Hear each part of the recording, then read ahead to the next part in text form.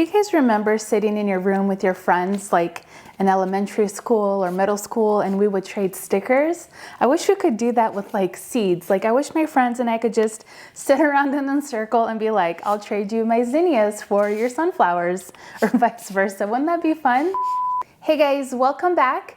So today we're going to be talking about 5 flowers that are super easy to grow. Whether you're a beginner or you're maybe a little bit more advanced with growing flowers, these are my 5 favorite that are just like a for sure thing. They're super easy to grow and they're just so fun to have in the garden. So let's just jump right in. So I think like last year, this year is going to be a big year in the garden world. And I think more and more people are starting to realize how exciting and fun and relaxing it is to grow your own food and your own flowers, and it's so beautiful. And I'm just so happy that more and more people are starting to realize what an exciting thing working in the garden and growing your own things is, and especially flowers. I mean, they're just so stunning. It's just such a fun thing to do, especially when you start something from seed and then to see it, like you baby it and then you see it grow into this beautiful flower. Like there's just no better feeling, and it's so exciting. And then if you're choosing to grow flowers this year, I am so excited for you,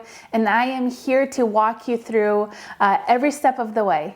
So first up on my list are zinnias. So zinnias are just one of those flowers that is just magical all of the time. And I think it's going to be a really big year for zinnias. I think last year was a big year, but I think this year definitely a lot more people are wanting to grow zinnias. And the cool thing about zinnias is that they come in a variety of shapes and sizes and color. Like you have colors that are bright and cheerful. Like you have bright oranges, bright red, bright yellow. But you also have these like calmer tones, like the peachy tones, the whites, the creams. So it's just such a beautiful flower. They typically bloom from late spring to the first frost in the fall. They grow really quickly and reliably. Like I always have like 80% or more germination with my zinnias. There are some dwarf varieties. There are some varieties that get up to 4 feet tall. They do like to be in an area that like full sun, and some of their flowers are singles, others are semi-doubles, and others are doubles. So you really get a variety of different characteristics. The one variety I didn't love, I can't remember the name, but I'll throw it up on the screen once I find it. But it was a fun zinnia to grow, because I think you should try, things at least once to see if you like it.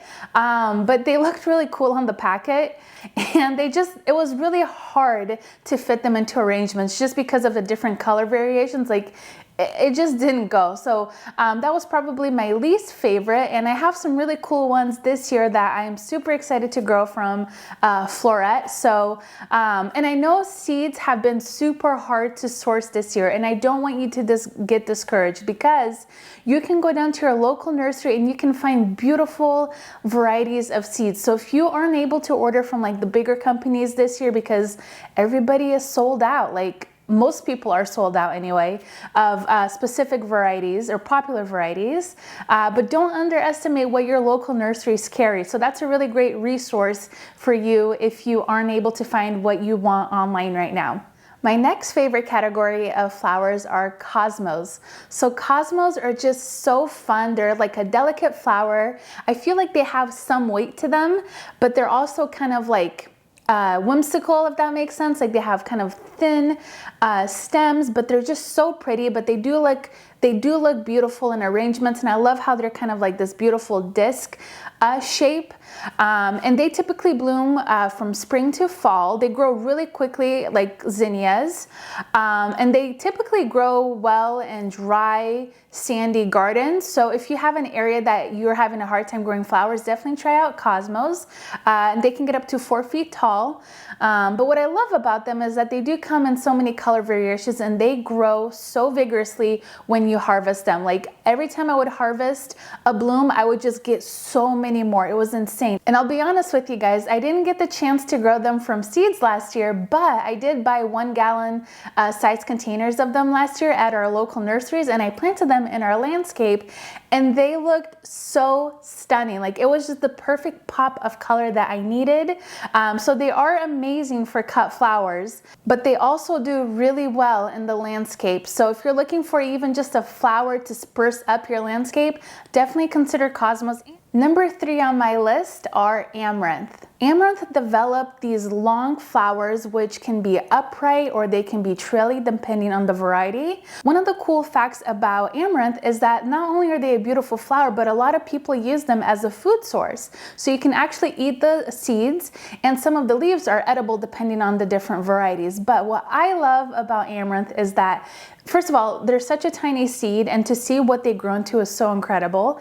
But I do think they just add like a really beautiful texture to any arrangement. I think florists love them. And the great thing about growing your own is that they're so expensive to buy at florist shops during summertime. The stems are just so expensive. So if you're able to grow them on your own, like, you're saving a lot of money. And that's what I typically do. Like, there are some fillers that I will just buy because maybe they're a little bit tricky to grow, or I didn't get the chance to grow them. But there are specific flowers that I like to grow on my own because again, you're saving a lot on cost when you grow them yourselves. They do like to be in an area that gets full sun. The great thing about them too is that they self-seed. Like, I always see so many little seedlings come up at the beginning of the season, and which, you know, it's kind of fun, but at the same time I am moving my bed, so it's kind of like, oh, I don't want to like get rid of these little seedlings that are coming up. So but they are a really good self-seeder in my garden, and they're just really fun to grow. I mean, there's just nothing more like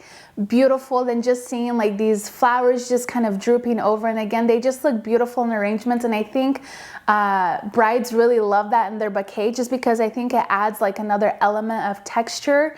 And I don't know, I love them so much. There's so many different varieties.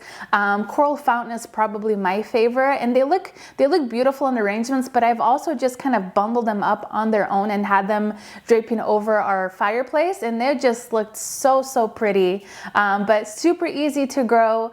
I direct seed mine into my garden. I don't even start them inside, but depending on where you are, you might have to start them inside. But I just direct seed mine, and they do fantastic. So number 4 on my list are sunflowers. So sunflowers are like the epitome of summer, right? Like, they are everywhere during summertime. You can't escape them. There are sunflower farms you can visit. They're just such easy flowers to grow, and there's so many different varieties. And I know a lot of them are one stem, like, so they're kind of like a one and done, where versus the other flowers I've talked to you guys about already, those are ones that if you cut, they will continue blooming, which is great. But there are some sunflower varieties that are multi-branching, and those are typically shorter, so you can get multiple blooms from one seed. So just keep that in mind when you're trying to select which varieties to grow in your garden. And you guys, I don't know what happened last year, but all of the sunflowers I planted, like, nothing came up. I was like, what happened? I have no idea. There wasn't anything wrong with the soil.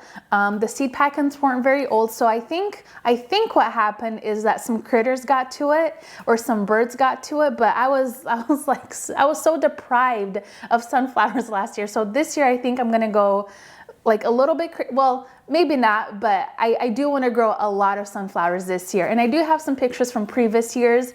And again, they're just one of those flowers that you literally just plant your seed outside and they just grow, and they're just fun and cheerful. Like, I've never given a bouquet of sunflowers to somebody and not had them like immediately smile. They're just fun, and they're happy, and their seeds are really easy to save, which is great because you plant one seed, and then if you harvest those seeds at the end of the season, you have so many more. So your investment has, like, you know, grew substantially because you harvested those seeds. So keep that in mind. If you're trying to grow like a stock of seeds, then pick flowers that you can easily harvest seeds from, like zinnias, like sunflowers. There's just so many varieties that are super easy to save the seeds for the following year. So up until now, we've discussed 4 flowers that are annuals. So those are the ones that you're gonna grow this season and they're not gonna come back for you next year.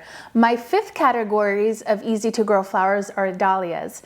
Dahlias are tubers, so technically they do come back year after year depending on your zone, and if you dig them up and store them for the winter time, you can plant them again in the springtime. So I've done a lot of videos on dahlias, and I'm going to continue doing videos on dahlias because I love them. So dahlias are one of those flowers that aren't going anywhere. They're so popular, they're going to continue being popular, and I think what's great about them, there's always new varieties that are being bred, so there's always like new ones to choose from.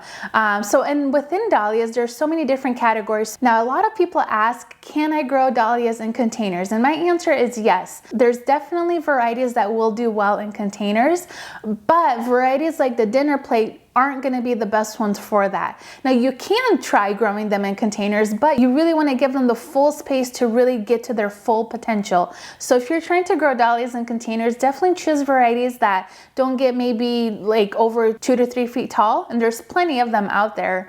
You just kind of have to do a little bit of research, but again, if you do want to grow the larger varieties, just make sure you're giving them plenty of room. That way you're letting them grow to their full glory. And don't be intimidated by growing dahlias. They're super easy to grow. If I can give you 3 quick tips, is make sure you're growing them in an area that gets a lot of sun. You want to make sure that you're giving them deep watering 2 to 3 times a week, and make sure you're harvesting them or cutting the spent blooms, because the more you cut, the more they're going to bloom for you. So keep that in mind. We are going to be doing more dahlia videos, so if you want to learn more, I will link some videos down below, and again, we'll just continue doing them this year. But yeah, anyways, those are my favorite top 5 easy to grow flowers. Now, if you have any questions about any of these varieties that we talked about, make sure you let me know in the comment section, and I'll make sure to answer those for you. Or if you have a favorite 5 that you like to grow that I didn't mention, please let me know. It's always fun to see what you guys are growing and what you had great success with. Again, these are really easy to grow, and I think they're a great way to start your whole flower growing journey. So anyways, thank you guys again for watching, and I'll see you guys next time. Bye-bye.